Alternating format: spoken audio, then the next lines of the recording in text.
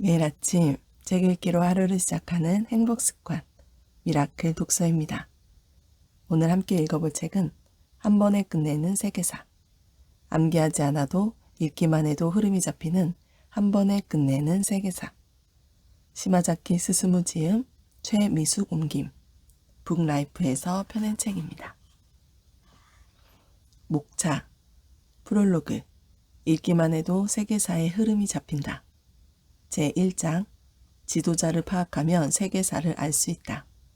제2장, 경제를 파악하면 세계사를 알 수 있다.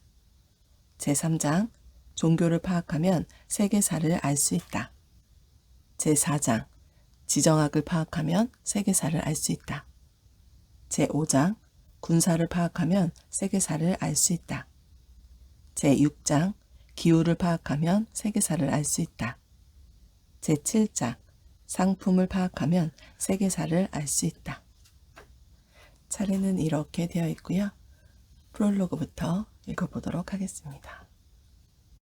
프롤로그, 읽기만 해도 세계사의 흐름이 잡힌다.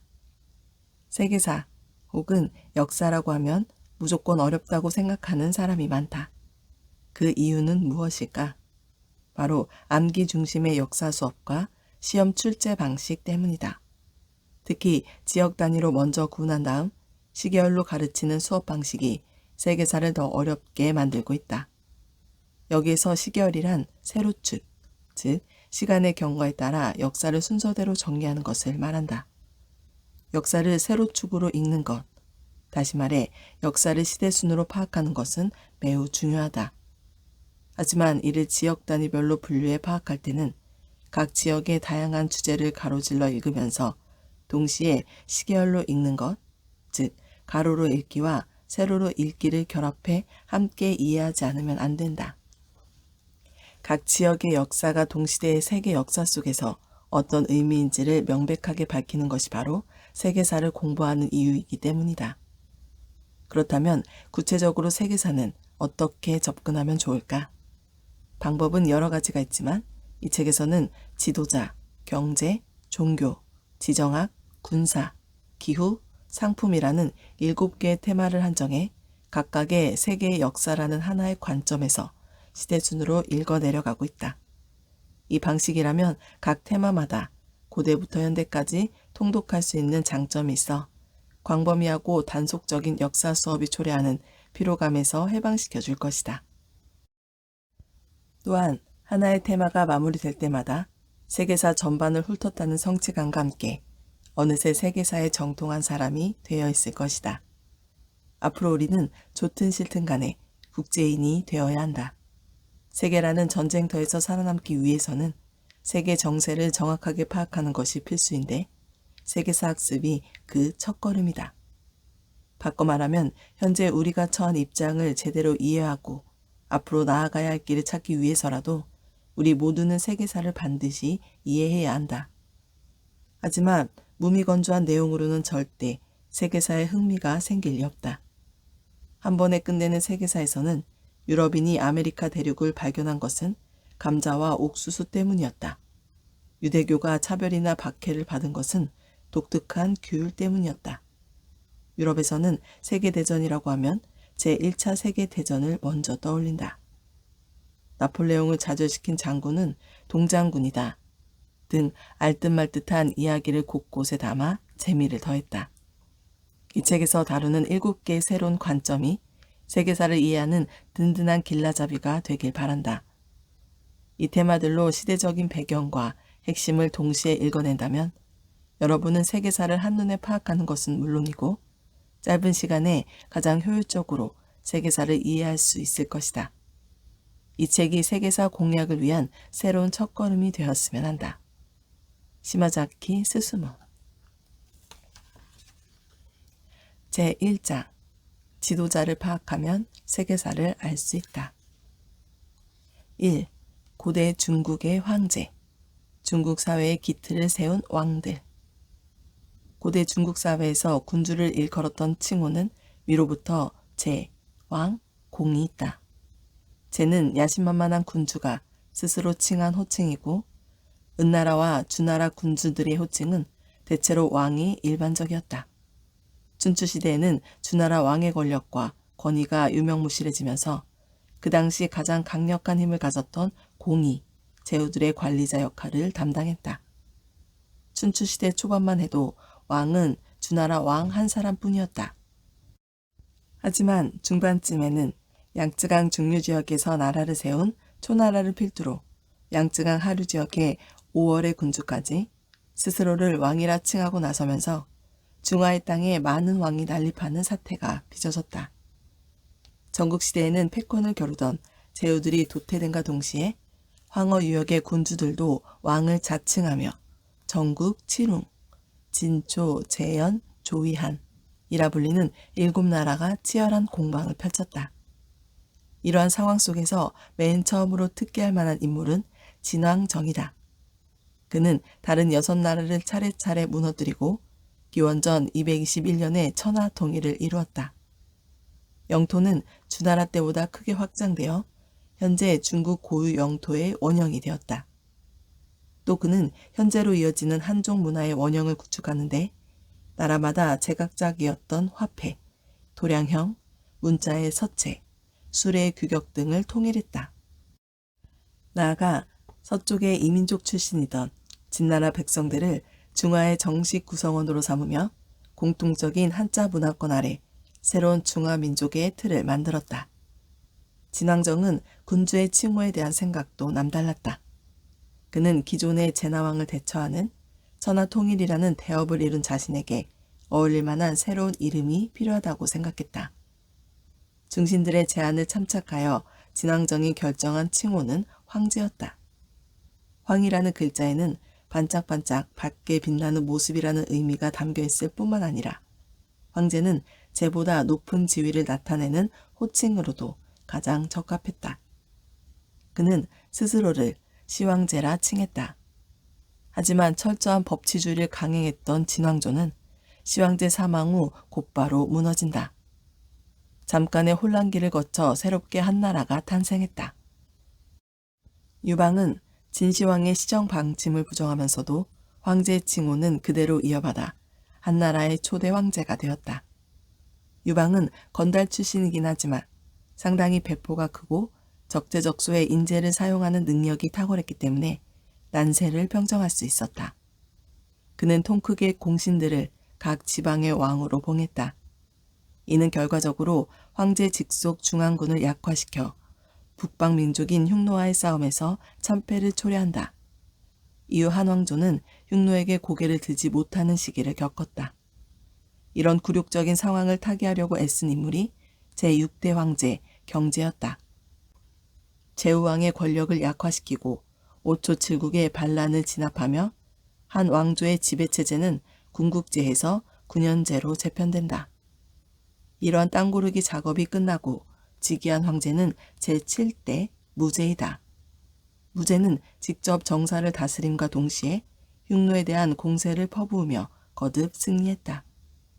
그 과정에서 서역과 교류가 시작되었고 황허의 범람으로 피해를 본 이재민 등을 중심으로 한인들을 집중 이주시키기도 했다. 한무제 시대에는 황제를 천계의 최고 신인, 천재의 대리인, 즉 천자로 여기는 인식과 혁명론이 정착되었다. 혁명은 천명이 바뀌다, 천명을 새롭게 하다라는 뜻으로 이를 위한 방법에는 방벌과 선양 두 종류가 있다. 방벌은 덕을 잃고 악을 행하는 군주를 무력으로 내려침도 꺼리낌 없다는 관점이고, 선양은 부덕한 군주가 덕이 있는 인물에게 재위를 물려주는 것을 천명이라고 여기는 사고방식이다. 이는 20세기 신의 혁명에 이르기까지 답습된다. 2. 로마 제국의 황제, 세습이 아닌 누구에게나 주어진 기회의 자리. 도시국가로 시작해 왕정과 공화정을 거쳐 제정으로 나아간 로마는 마침내 지중해 일원을 지배하는 대제국으로 발돋움했다. 로마가 도시국가로 건국된 해가 기원전 753년, 고대 로마 최후의 제7대 왕 타르키니우스가 추방되고 공화정이 이행된 해가 기원전 509년이다. 지중해 연안에 자리했던 도시국가 카르타고와 포에니 전쟁을 벌이는 한편 병민의 지위 향상을 위해 노력했다. 하지만 계속되는 전쟁으로 자양농이 몰락했고 기원전 130년부터 내란 1세기에 진입한다. 이후 로마에서는 수많은 무산 시민의 의식주 걱정을 덜어주는 사람이 권력을 잡게 되었다.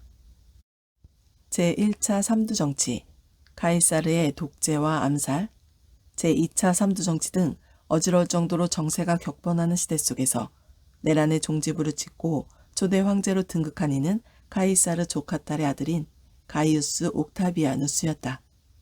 그는 카이사르나 군사 경영면에서 우수한 마르크스 안토니우스와는 달리 클레오파트라에게 매료되지 않았다. 기원전 27년 옥타비아누스가 원로원으로부터 존엄한 자를 의미하는 아우구스투스의 존호를 부여받으면서 본격적으로 로마 제국 시대가 시작되었다. 하지만 이때 옥타비아누스는 황제 자리에 오르지 않았다는 점에 유의해야 한다. 그가 사망했을 때의 공식 직함은 다음과 같다. 임페라토르, 카이사르, 신의 아들, 아우구스투스, 폰티펙스 막시무스, 집정관 13회, 임페라토르 환호 21회, 호민간 집권행사 37년, 국부. 이들 중 라틴어 임페라토르는 영어 황제의 어원인데 본래는 군의 최고 사령관을 의미하는 말이다. 또 카이사르는 이후 황제라는 뜻의 독일어 카이저와 러시아어 차르의 어원이 되는데 본래는 한 가문의 이름이었다. 다른 직함도 대동소이하며 황제에 해당하는 직함은 찾아볼 수 없다. 즉 아우구스투스는 황제로 즉위하지 않았지만 황제와 다름없는 권력을 쥐고 있었다. 이는 기원전 27년 속주 총독으로서의 명령권 획득, 기원전 23년 호민간 직권 획득, 기원전 19년 집정권 명령권 획득이라는 세 가지 거대 권력을 겸비하면서 합법화된 것으로 그의 후계자들 역시 마찬가지였다.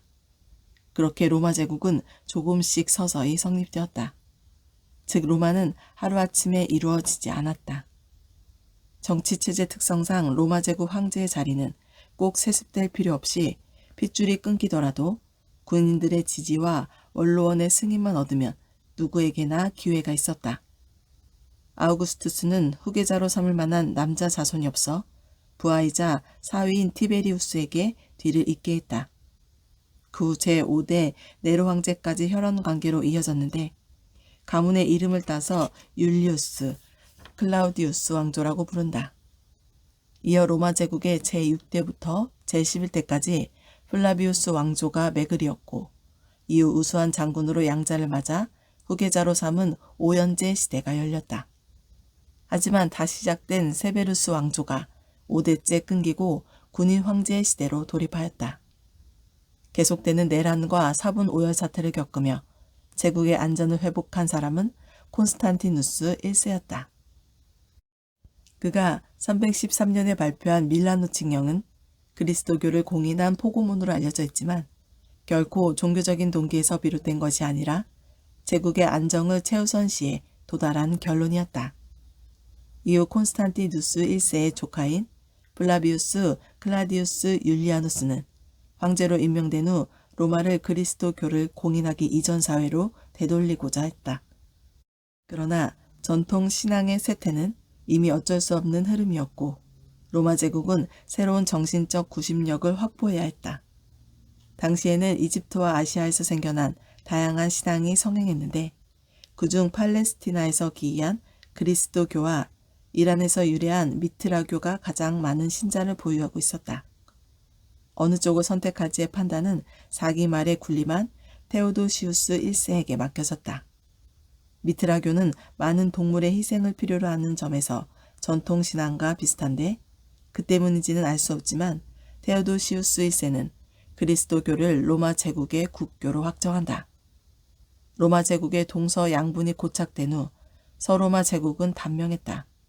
하지만 동로마 제국은 이후 약 1000년 동안 1000년 가까이 명맥을 유지하였고 신앙은 현재 그리스 정교회와 러시아 정교회로 계승되었다. 3. 이슬람 초창기의 지도자 최후의 위대한 예언자 무함마드. 이슬람의 역사는 예언자 무함마드의 계시로 시작하여 정통 칼리프 시대, 우마이야 왕조, 아바스 왕조의 순서로 옮겨간다. 3대 정통 칼리프 시대까지 신앙 공동체와 이슬람 국가는 완전히 일치하는 관계였고 종교 지도자가 정치 지도자를 겸하였다.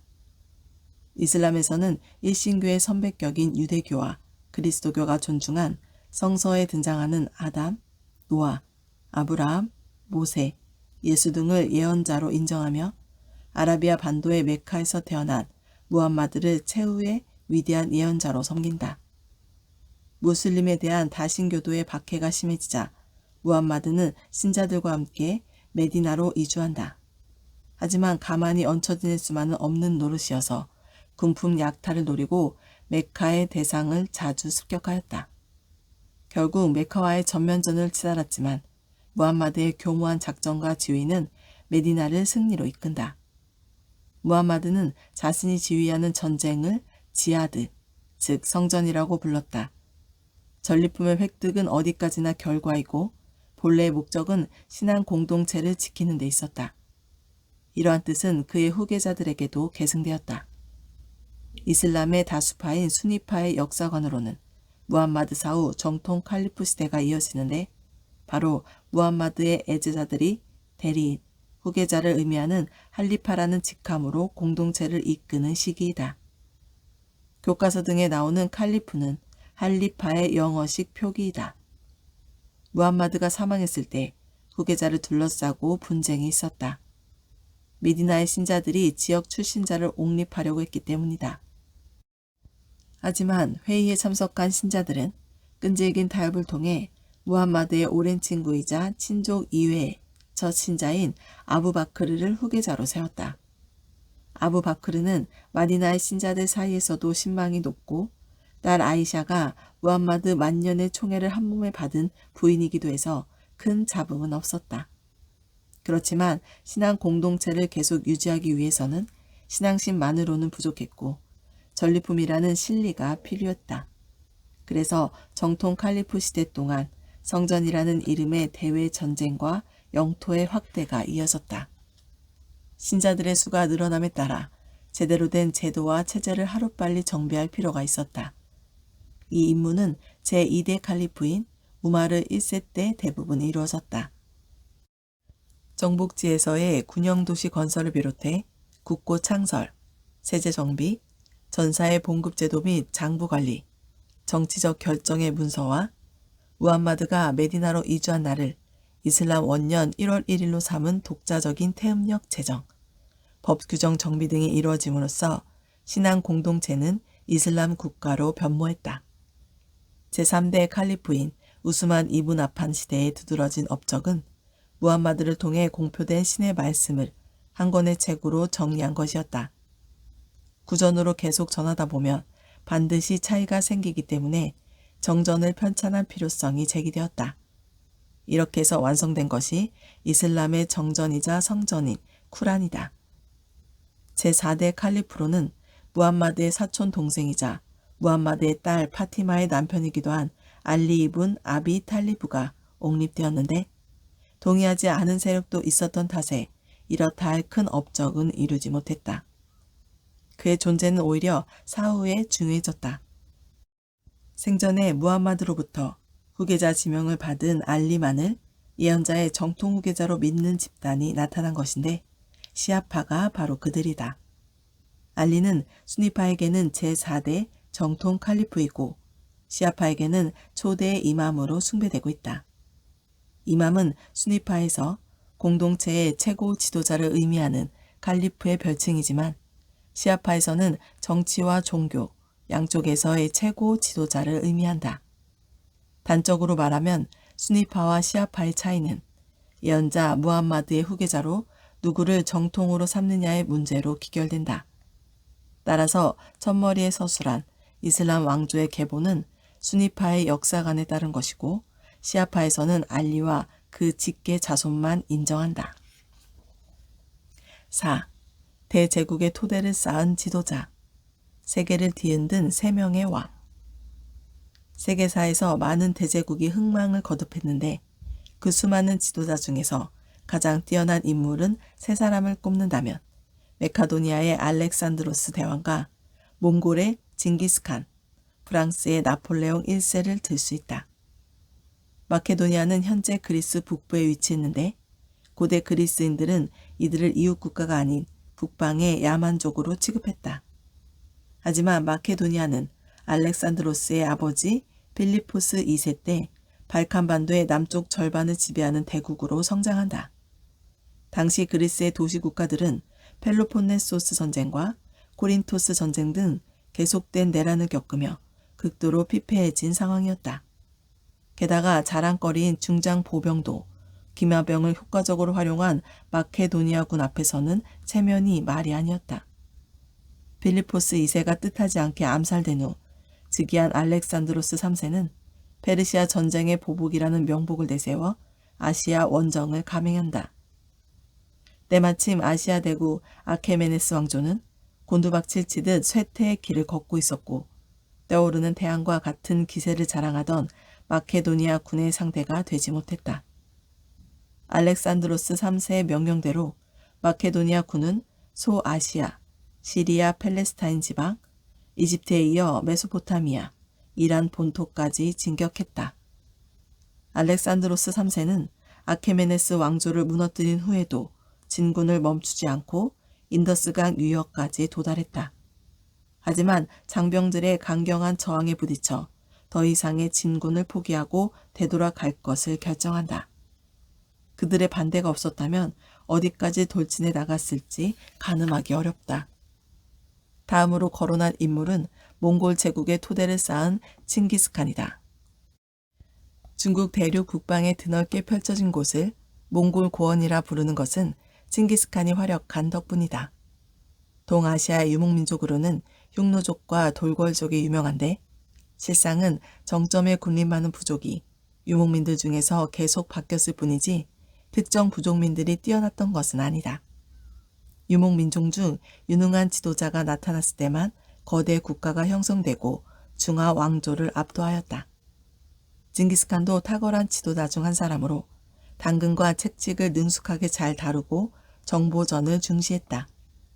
항복 권고를 순수히 따른 곳은 관대했던 반면 한 번이라도 저항한 곳은 인정사정 없이 짓밟았다. 그 앞에서 포로의 운명은 죽든가 노예로 팔리든가 둘 중 하나였다. 정보전은 이슬람 신자인 무슬림 상인을 활용하였다. 상업 활동을 하는 그들은 중앙아시아 도시들의 구조와 내부 사정에 정통했고 징기스칸은 무슬림 상인들에게서 모은 정보만 있으면 미지의 땅에서도 자신만만하게 행동할 수 있었다. 징기스칸이 사망한 쯤에 몽골의 세력권은 몽골 고원부터 중국 동북부, 중국 대륙 북부의 절반, 나아가 중앙아시아 전체까지 미쳤다. 이후 대제국이 100여 년 이어지면서 몽골의 위상은 사람들의 기억에 깊이 각인되었고 한 부족의 이름이 현재까지 민족명으로 전해지고 그 출신지에도 이름을 남기게 되었다. 세 번째로 거론할 인물은 프랑스 황제였던 나폴레옹이다. 지중해의 코르시카 섬 출신인 나폴레옹은 평시였다면 출세는 꿈도 꾸지 못할 평범한 군인에 지나지 않았다. 하지만 프랑스 혁명이라는 소용돌이가 그의 운명을 확 바꾸었다. 혁명 정부 내의 대립으로 숙청과 광풍이 휘몰아치며 무정부 상태로 치닫던 와중에 혁명으로 이득을 본 도시의 부유층은 기득권을 지키기 위해 군사력을 갖고 사태를 수습할 수 있는 인물을 필요로 했다. 그때 마침 눈에 띈 인물이 이탈리아 전선에서 명성을 떨친 나폴레옹이었다. 나폴레옹은 그들의 기대에 부응하듯 연승가도를 달렸다. 막강한 나폴레옹 군대의 저력은 나폴레옹의 뛰어난 리더십과 국민이라는 새로운 개념으로 일치단결한 징병부대였다. 전력의 과반수를 용병에 의존하던 당시 유럽 사회에서 나폴레옹의 프랑스군은 매우 특이한 존재였다. 국민이라는 개념도 국왕의 신민이나 귀족의 영주민을 대신하여 프랑스인 모두를 하나로 모으기 위해 급작스럽게 만들어졌다. 프랑스군의 성공을 목격하고 나서 유럽의 다른 나라들도 잇따라 국민의 개념을 도입하기 시작했다. 최전성기의 나폴레옹은 유럽 대륙 전체를 정복 혹은 굴복시켰다. 영국을 무너뜨리면 유럽의 완전 재패가 가능한 상황이었지만 이미 산업혁명과 상업혁명을 거친 영국의 국력은 다른 나라와 비교가 안 되었다. 영국의 숨통을 조이기 위해 시작한 대륙 봉쇄령은 오히려 러시아의 강한 반발을 초래했고 나폴레옹의 눈앞에 먹구름이 감돌기 시작했다. 나폴레옹의 몰락은 1808년 5월 벌어진 마드리드 민중봉기가 그 시작이었지만 치명적인 원인은 제6장에서 이야기할 모스크바 원정의 실패였다. 5. 독립운동의 지도자. 자유를 위해 온몸을 바친 리더들. 19세기 이후 열강의 식민지가 된 나라나 지역에서는 독립운동이 활발히 일어났다. 나폴레옹 전쟁을 통해 사방으로 퍼진 프랑스 혁명의 이념은 각국의 독립운동의 도화선이 되었고 20세기 미국의 제28대 대통령 토머스 우드로 윌슨이 주장한 민족 자결주의 원칙은 독립 열의에 한층 더 불을 지폈다. 19세기 초반 중앙아메리카 카브리의 지역과 브라질을 제외한 남아메리카 대륙의 대부분은 스페인의 식민지였다. 스페인이 프랑스군에게 점령당하자 해외 식민지의 스페인군 사이에도 동요가 확산되었는데 중앙아메리카와 카브리의 지역을 중심으로 독립운동이 활발해진다. 뒤이어 남아메리카에서도 비슷한 움직임이 일어났는데 남미 지역의 독립운동에 가장 위대한 공적을 남긴 인물은 베네수엘라 출신의 시몬 볼리바르였다. 남미에 손꼽히는 자산가의 장남으로 태어난 그는 일찍부터 독립운동에 투신하였고 매우 열정적인 이상주의자이면서 동시에 현실을 통찰하는 냉철함을 겸비하여 카톨릭 교회와 협조하면서 공화정 체제를 지향했다. 볼리바르는 상당히 활동적인 인물로 유럽의 여러 나라와 미국을 둘러보며 세계 정세를 목격하고 학문과 견문을 넓혀서 남미로 돌아왔다. 남미의 구 스페인 식민지를 통일하지는 못했지만 베네수엘라, 현재의 콜롬비아와 에콰도르를 독립시켰고 나아가 페루와 볼리비아의 독립을 돕는 등 남미 역사의 불후의 명성을 남겼다. 페루와 브라질 사이에 위치한 볼리비아가 국가 이름을 그렇게 정한 것도 남미 각지에 볼리바르의 이름이 붙은 지명이 많은 것도 볼리바르의 공적을 영원히 잊지 않겠다는 사람들의 바람을 나타낸 것이다. 두 번째는 위대한 영혼을 의미하는 마하트마라는 존칭을 부여받은 인도 독립의 아버지 모한다스 간디이다. 간디는 변호사로 남아프리카에 갔을 때 동포를 향한 심각한 차별을 목격하고 인도 독립에 대한 의지를 굳게 다졌다고 한다. 하지만 당시 영국의 식민지였던 인도는 현재 인도와 파키스탄, 방글라데시를 합한 인도 아대륙을 아울렀고 인도만 해도 내부의 다양성은 유럽 대륙에 필적할 만했다. 대체 어떻게 하면 종교도 언어도 다른 사람들을 하나의 목표로 이끌 수 있을까? 수많은 희생이 불가피한 독립전쟁도 승산이 없고 무엇보다 얼마만큼의 사람이 자신을 따라줄 것인가도 알 수 없는 상황이었다. 고심에 고심을 거듭한 후 간디가 제시한 전술은 비폭력 저항 운동이었다. 일단 누구나 참여하기 쉽고 인도 사람들이 영국 제품의 불매운동과 영국에 대한 비폭력을 일제히 실시한다면 인도에 의존하는 영국 경제는 급격히 파국을 초래할 것이고 그렇다면 영국은 인도와 타협할 수밖에 없다고 생각했다. 그의 성견 지명은 대체로 맞았지만 정작 인도 아대륙의 복잡한 내부 상황은 한 치 앞도 내다볼 수 없었다. 급진파의 폭주와 무슬림의 독자적인 행동, 인도와 파키스탄의 분리 독립을 막지 못했고 간디는 결국 힌두교 급진파 손에 암살되고 말았다. 매우 안타까운 최후였다. 세 번째는 베트남 건국의 아버지 호찌민으로 본명은 웅우 앤신 꿍이다. 젊은 시절 프랑스, 소련, 중국 등 해외에서 보내는 일이 많았던 그는 중국에서 베트남으로 귀국하던 중 장세스의 비밀 경찰에 체포되었는데 그때 사용했던 이름이 호찌민이라는 중국식 가명이었다.